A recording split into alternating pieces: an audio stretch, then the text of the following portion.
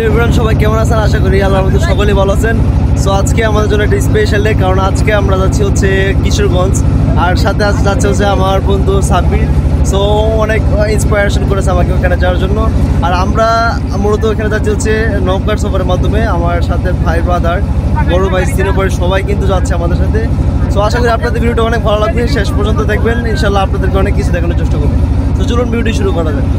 So আমরা ওইখানে ফ্রাইডেতে ঘুরতে যাচ্ছি, কারণ ফ্রাইডেতে সবাই কিন্তু মোটামুটি ফ্রি থাকে। সো সেই জন্য সবাইকে, বড় ভাই ব্রাদার, সাথে বন্ধুবান্ধব সবাইকে নিয়ে কিন্তু এখানে মূলত ঘুরতে যাচ্ছি। সো আমরা মোটামুটি কিছুক্ষণ জার্নি করার পর আমাদের সাথে ভৈরবের ব্রিজ দেখতে পাচ্ছেন। আমাদের এই ভৈরব ব্রিজটা কিন্তু অনেক বড়। সো এখানে সবাই ছবি তুলতে ব্যস্ত এবং আমি সেই সাথে ভিডিওতে ব্যস্ত। তো দেখতে পাচ্ছেন আমাদের এই ভৈরব ব্রিজটা কিন্তু আসলে অনেক অনেক অনেক বড়। যারা এখানে আসছেন তারা অ্যাকচুয়ালি বুঝতে পারবেন। সো এই ভৈরবের ব্রিজের নিচ দিয়ে উপরে কিন্তু সবাই কিন্তু ছবি তুলে, এবং নিচের সাইডে কিন্তু পাথর আছে। যারা যারা ঘুরতে আসে সবাই কিন্তু এখানে এসে সেলফি তুলে।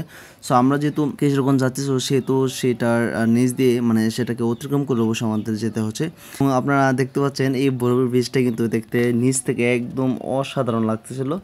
সো এই ব্রিজ এত উঁচু করে বানানোর যে পিছনে কারণটা, সেটা হচ্ছে এই ব্রিজের নিচ দিয়ে কিন্তু বড় বড় জাহাজ চলাচল করে। সো এই বড় বড় জাহাজ চলাচলের ক্ষেত্রে যেন কোনো প্রকার অসুবিধায় না হয়, কোনো সমস্যা না হয়, সেই জন্য এই ব্রিজগুলো এত উঁচু উঁচু করে বানানো। সো আমরা বরবর ব্রিজ অলরেডি পার করে ফেলেছি এবং আমরা আমাদের সেই কিশোরগঞ্জ উদ্দেশ্যে আবার রওনা হলাম।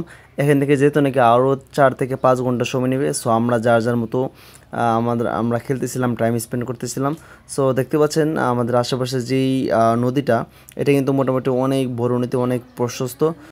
সো আলহামদুলিল্লাহ, অবশেষে 4 থেকে 5 ঘন্টা নৌকা জার্নি করার পর অবশেষে আমরা চলে আসি। তো এখনো আসলে আমরা এখানে, এটার জায়গার নাম কি সাব্বির? নিকলি। নিকলি, আমরা এখনো ওই নিকলিতে এখনো যাইনি।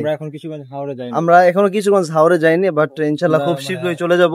জার্নি বিরতি এখানে আসলে আমরা মূলত খাওয়ার জন্য এখানে আমাদেরকে ব্রেক দিচ্ছি কিছুক্ষণ সময়। তো এখানে আমরা খাবো। আর আমার আসলে আমার পিছনে দেখতে পাচ্ছেন, আমার পিছনে কিন্তু গাড়ির অনেক সারি, শুধু আমার পিছনে নয়, আমার সামনে এই যে যে পুরো রাস্তাটা, এই রাস্তাটা পুরোটাই কিন্তু গাড়ি দিয়ে ভরপুর। মানে যারা যারা এখানে ঘুরতে আসে তারা এখানে গাড়ি রেখে তারপর নিকলে যে হাওর এলাকায় এখান থেকে তারা নৌকার মাধ্যমে ওখানে যায়। তো আমরা যেহেতু নৌকা নিয়ে আসছি, সেহেতু আমাদেরকে এক্সট্রা করে আর নৌকা ভাড়া করে নিতে হবে না। আমাদের এখান থেকে খেয়ে আমরা আমাদের নৌকা দিয়ে চলে যাব। আমার বন্ধু মানে অনেকক্ষণ ক্ষুধার্ত থাকার পর কিভাবে খাচ্ছে। কি খাচ্ছ ভাই তুমি? ভাত, ভাজি করছি, বড়া। আরে ঠিক আছে। তো তো তোমার আজকে এই ফার্স্ট এখানে আসা হয়েছে কিশোরগঞ্জ, আমাদের এই হাওড়া এলাকায়? যদিও আমাদের না, এখানে যদিও আসি সেকেন্ড টাইম। এর আগে একবার আসা হয়েছে, কবে? গতবারের আগে। ও, সো আমরা আরও 1 থেকে 2 ঘন্টা নৌকা জার্নি করার পর আমরা চলে এসে পড়েছি সেই আমাদের কাঙ্ক্ষিত গন্তব্যে। সো আমরা এখানে নামবো, আর আপনারা দেখতে পাচ্ছেন এখানে কিন্তু অনেক অনেক অনেক নৌকা।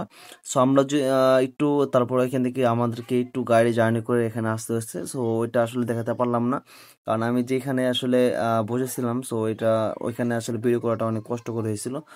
সো যাই হোক, আমরা কিন্তু এখন কিন্তু আমরা আমাদের যারা বড় বড় ভাই ব্রাদার আছেন বা আমার সাথে যারা আছেন, আমরা কিন্তু সবাই কিন্তু একসাথে কিন্তু আমরা হাঁটতেছি। আর এখানে আসলে এই কিশোরগঞ্জ শহরটা কিন্তু আসলে সত্যিকার অর্থে এক দৃশ্য। যারা এখানে না আসেন, যারা হয়তো বা এই ফিলটা আসলে কখনো নিতে পারবেন না। সো আমি সাজেস্ট করবো, এখানে যারা যারা আসেন না এখনো, তারা অবশ্যই এখানে আসবেন, অবশ্যই এনজয় করতে পারবেন। সময়টা হাওরে অনেক আমাদের ভালো কাটতেছে আলহামদুলিল্লাহ। আসলে এই হাওরে না আসলে কখনো বুঝতে পারতাম না যে এই হাওরের আসলে মজাটা আসলে কোথায়। সো আমরা কিন্তু অনেকক্ষণ জার্নি করে কিন্তু এখানে আসছি। সো সাবির, তোমার কেমন লাগতেছে এখানে এসে? মোটামুটি ভালো ধরতে গেলে। মোটামুটি কেন, পুরোটা না কেন? শরীরটা মোটামুটি ক্লান্ত, তাই বললাম কি মোটামুটি ফুল দিলাম না। ফুল দিলে না? না, আলহামদুলিল্লাহ আমার খুব ভালো লাগতেছে, যেহেতু এখানে ফার্স্ট টাইম আসছি, আর ওতে এর আগে একবার আসছে। ওর জন্য তেমন একটা স্পেশাল না। সো আমরা ওইখানে গিয়ে আমরা সবাই মিলে একটি সিএনজি ভাড়া করি, যদিও আমরা সবাই একটি সিএনজিতে হয় না, আমরা জাস্ট কয়েকজন 4 থেকে 5 জন আমরা একটা সিএনজি নিই, এবং আমরা সবাই যার যার মতো করে সিএনজি অটো রিক্সায় নিয়ে আমরা এই হাওরটা এনজয় করার জন্য আমরা বের হয়ে পড়ি। এবং এখানে আসলে মূলত আপনি যদি একা আসেন, তাহলে হয়তো বা আপনি তেমন একটা ফিল বা আনন্দ ভোগ করতে পারবেন না। তাই আমি সাজেস্ট করবো আপনারা অবশ্যই আপনার পরিবার নিয়ে কিংবা বন্ধু বান্ধব যারা ফ্রেন্ড সার্কেল যারা আছেন তাদের সবাইকে নিয়ে এখানে আসবেন। সো ওইখানে এখানে এনজয় করতে পারবেন। আর আপনি যদি একা একা আসেন তাহলে কিন্তু এখানে একটু আনন্দ করতে পারবেন না। সো দেখতে পাচ্ছেন এখানে কিন্তু আমার দুপাশে দুনো সাইডে কিন্তু বিশাল বড় বড় নদী এবং মাঝখান দিয়ে কিন্তু একটা বড় রাস্তা গেছে, যেটা দেখতে আসলে সত্যিই মনোমুগ্ধকর ছিল।